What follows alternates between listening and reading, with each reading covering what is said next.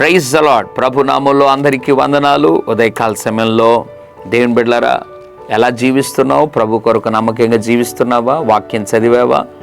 ప్రార్థన చేసుకున్నావా? లేదా హృదయం అంతా కూడా లోకముతో పాపముతో నింపబడి ప్రతినిత్యము కూడా నడిపించబడుతున్నావా? కొంతమంది మా దగ్గరికి వచ్చి చెప్తుంటారు, హృదయంలో నెమ్మది లేదండి.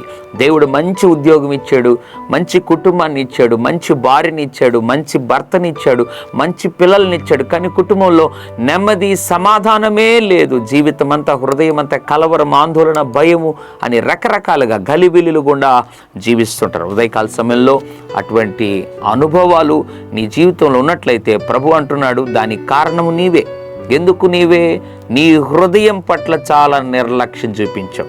జీవితంలో అన్నిటి మీద శ్రద్ధ వహించావు, కానీ హృదయమును కాపాడుకునే విషయంలో నువ్వు నిర్లక్ష్యము కనపరిచావు. దేవుడు అంటున్నాడు, బిడ్డ, ఆ లక్షణాన్ని ఇంక మీదటైనా తొలగించుకో. సామెతల గ్రంథం 4వ అధ్యాయం 23వ వచనంలో ఒక మాటను దేవుడు జ్ఞాపకం చేస్తున్నాడు. నీ హృదయమును భద్రముగా కాపాడుకొనుము.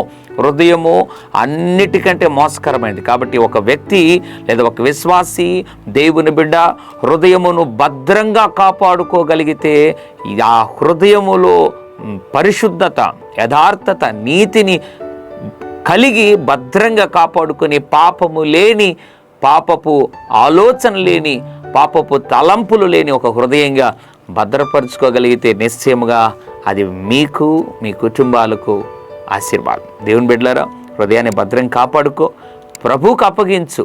దేవుని జీవితాన్ని నిశ్చయముగా దీవెనకరముగా నడిపిస్తాడు. పరిశుద్ధుల తండ్రి, నీకు వందనాలు. ఎంతమంది అయితే ప్రభా హృదయంలో రకరకాల వ్యతిరేక భావాలతో పాపాన్ని ఆహ్వానించి జీవిస్తున్నారో వారిని జ్ఞాపకం చేసుకొని క్షమించండి. అన్నిటికంటే భద్రంగా హృదయం కాపాడుకోమన్నాం.